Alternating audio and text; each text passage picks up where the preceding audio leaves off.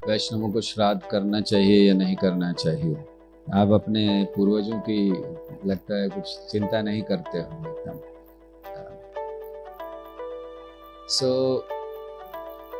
भगवद गीता में भी भगवान पहले अध्याय में अर्जुन कह रहे हैं कि अगर समाज में उत्पात होता है, लोग मारे जाते हैं, तो एक नुकसान बताते हुए वो बताते हैं कि लुप्त पिंडोदक क्रिया, पिंडोदक क्रिया ये बंद हो जाएगी अगर ऐसा किया गया। तो वहाँ भी श्राद्ध का वर्णन किया है। वैष्णवों को श्राद्ध करना चाहिए कि नहीं करना चाहिए? निश्चित करना चाहिए। युधिष्ठिर महाराज ने किया, स्वयं कृष्ण उपस्थित थे वहाँ पर महाभारत के युद्ध के बाद, और जितने भी लोग, क्योंकि जितने मारे गए अधिकतर सारे युधिष्ठिर के संबंधी थे, तो उन्होंने किया। और इतना ही नहीं, गंगा में जाकर तर्पण भी किया। तो ये वर्णन है भागवत में, हम सुनते हैं। इसलिए श्राद्ध निश्चित करना चाहिए, लेकिन श्राद्ध कौन सा करना चाहिए?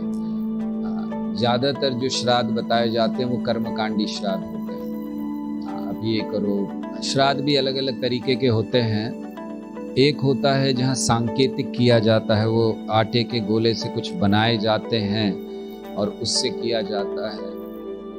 दूसरा कर्मकांडी होता है, ये दान करो, वो दान करो, ये करो, उससे ये होगा, छतरी, जूता, पता नहीं क्या क्या।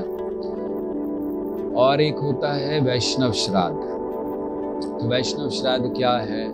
साधारणतः अन्य श्राद्धों में हमने देखा है कि लोग कुछ भोजन बनाकर सीधा जो मृत हैं उनको लगा देते हैं और फिर वो अन्यों को देते हैं। बिल्कुल नहीं करना चाहिए। भक्तों को तो बिल्कुल ही स्वीकार नहीं करना चाहिए। इसीलिए साधारणतः जो भक्त होते हैं वो ऐसे लोगों के घर पर जाकर खाते नहीं हैं जहाँ पर श्राद्ध हो रहा है। वैष्णव श्राद्ध नहीं, कर्मकांडी श्राद्ध। वैष्णव श्राद्ध की पद्धति भी दी गई है। वैष्णव श्राद्ध की पद्धति क्या है? ये जानते हुए कि उस व्यक्ति को सबसे ज्यादा लाभ मिलेगा हरि नाम से। तो अगर आपको श्राद्ध करना है, जय श्री श्री गौर नटराज, अगर आपको श्राद्ध करना है अपने पितरों के लिए या किसी के लिए भी जो चले गए हैं, तो सबसे अच्छा तरीका है कि घर पर कीर्तन होना चाहिए। वैष्णवों को घर पर बुलाइए, कीर्तन कराइए, निश्चित कथा हो, और फिर भगवान को अर्पित किया गया प्रसाद का वितरण हो।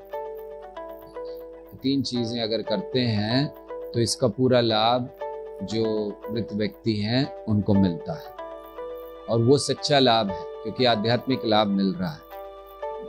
कोई कहते हैं कि वो धूप में चल रहे हैं, उनको छतरी दे दीजिए। हाँ, तो किसी ब्राह्मण को छतरी दान दे दीजिए, उनको मिल जाएगी। समझ, मान लीजिए मिल भी जाएगी तो क्या फर्क पड़ जाएगा? नरक में अगर छतरी लेकर जाएंगे तो क्या फर्क पड़ जाएगा? कष्ट तो मिलने वाले हैं नरक के, छतरी से बचेंगे नहीं। तो इसीलिए हरि नाम जो है उनको नरक जाने से बचाएगा। नरक में सुविधा प्रदान करने का प्रयास मत कीजिए, नरक जाने से बचाइए। इसलिए वैष्णवों को करना चाहिए, लेकिन वैष्णव पद्धति से।